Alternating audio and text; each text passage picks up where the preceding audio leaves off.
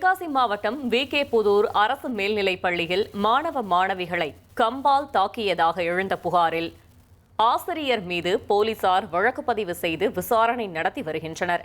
இந்த சம்பவத்தில் 10க்கும் மேற்பட்ட மாணவிகள் காயமடைந்ததாக கூறப்படுவதுடன் சிலர் அரசு மற்றும் தனியார் மருத்துவமனைகளில் சிகிச்சை பெற்றுள்ளனர்.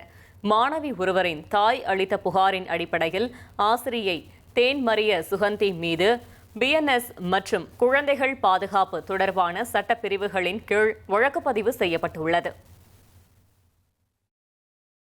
அவங்க முக்கியமான கொஸ்டின் குறித்து கொடுத்து படிக்க வச்சுக்கிட்டு இருந்தாங்க. அப்போ கீழே 12th மிஸ் எக்கனாமிக்ஸ் மிஸ் வந்து கீழே டெஸ்ட் வச்சுக்கிட்டு இருந்தாங்க. கீழே பக்கத்து கிளாஸில் மாலதி மிஸ் பாட்டு படித்து லெசன் சொல்லிக்கிட்டு இருந்தாங்க. கீழேருந்து டீச்சர் வந்து என்ன பிரச்சனைன்னு கூட கேட்காம சவுண்டாக கேட்குன்னு சொல்லிட்டு எல்லாருமே அடித்தாங்க. இன்னொரு பொண்ணெல்லாம் கையில் 2 அடி தொடையில் அப்படின்லாம் அடித்தாங்க. என்ன பிரச்சனைன்னு கூட கேட்கல. அப்பாவும் நானும் ஹாஸ்பிட்டல் போகும்போது எக்ஸ்ரே மட்டும் எடுத்துகிட்டு நீங்கள் அரை மணி நேரம் கழிச்சிட்டு வாங்கன்னு சொன்னாங்க. நாங்கள் போகும்போது அந்த மிஸ்ஸும் 2 அக்காவை கூட்டிகிட்டு வந்திருந்தாங்க.